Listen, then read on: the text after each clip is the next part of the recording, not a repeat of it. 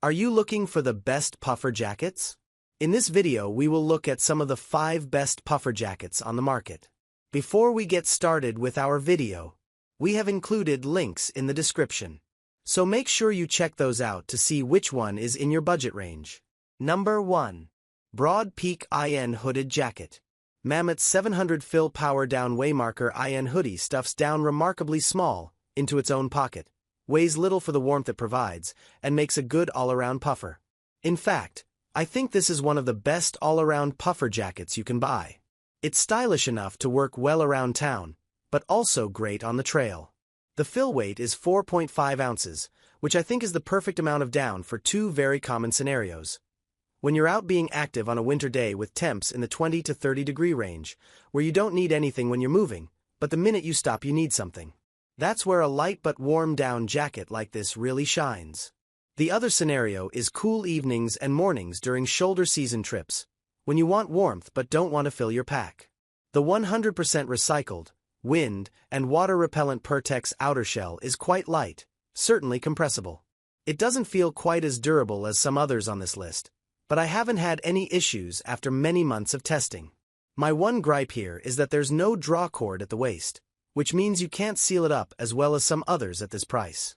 The hand pockets are also on the high side, which nicely accommodates a harness, and works well hiking with a pack, but might not be the best if that's not your use case. Number 2. Glaceon Pro Down Jacket. When the weather gets down well below freezing, when the wind makes your cheeks burn, this is the jacket I turn to.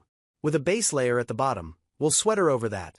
Then this jacket. I was toasty warm walking in the early morning chill of winter, usually -10 Fahrenheit in January. If you're familiar with Rab, which is a much bigger brand in Europe, this replaces the Glaceon Pro. The shell is lightweight, 20D, Pertex ripstop nylon that's nicely windproof and water-resistant. I found it was able to shed snow without issue, though if you're in a decent downpour you'll want some kinds of outerwear, like a rain jacket, over it. Inside, this jacket has 9.3 ounces of recycled 700 fill power down. There are generously large, fleece-lined hand pockets and a chest pocket, though no inside stash pockets. The drawstring at the bottom keeps drafts out, and the generous hood is made to go over your helmet. That, combined with the 2-way main zipper, which makes belaying easier, make this our pick for cold weather climbing.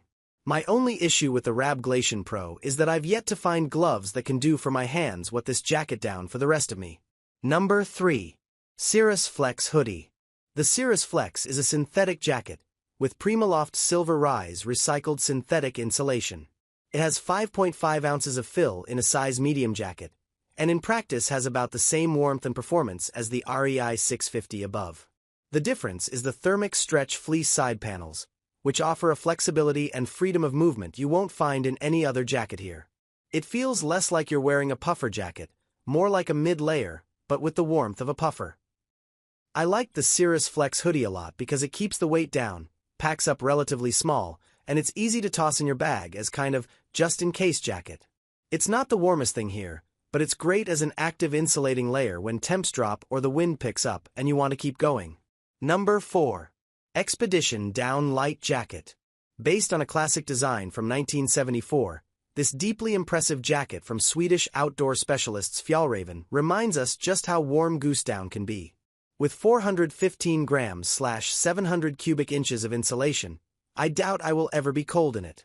In fact, in a 17-degree cold snap recently, I don't think I even zipped it up.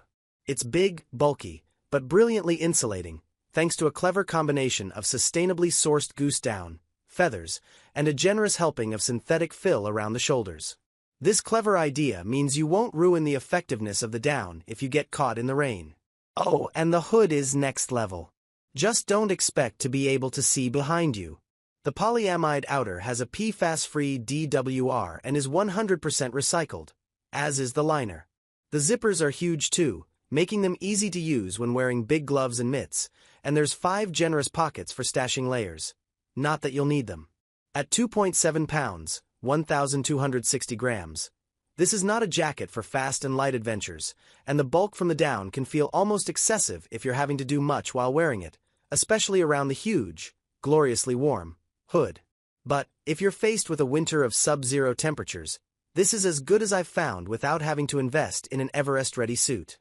Remarkably, this is the Lite version. If you do need even more cold protection, there's the original Fjallraven Expedition down jacket with a longer profile and 680 grams of insulation. Chris Haslam. Number 5. Heated Puffer Jacket. Unlike everything else on this page, Ororo's insulated jacket isn't just insulated. In addition to the synthetic thermalite insulation, the Ororo heated jacket generates heat through a series of carbon fiber heating elements, which plug into a rechargeable battery. There are heating pads on the left and right chest, mid-back, and collar. You can't control heat to individual pads, but there are 3 heat settings to let you dial in a comfortable temperature to match your exertion level. The outer shell is a DWR-treated nylon that does a good job of shedding light rain and snow, though as with most of these puffer coats, you'll want a rain jacket if it really starts to rain. Ororo claims up to 10 hours of battery life. That's on low. Running at high in some very cold conditions, I found that 5 to 7 hours was more realistic, but it's plenty of time for most things you'd want this jacket for. My daughter declared it the perfect ice skating jacket. Due to the limitations of batteries, I would not take this jacket into the backcountry, but for around town, running errands, walking the dog, this is a great jacket for those coldest of days.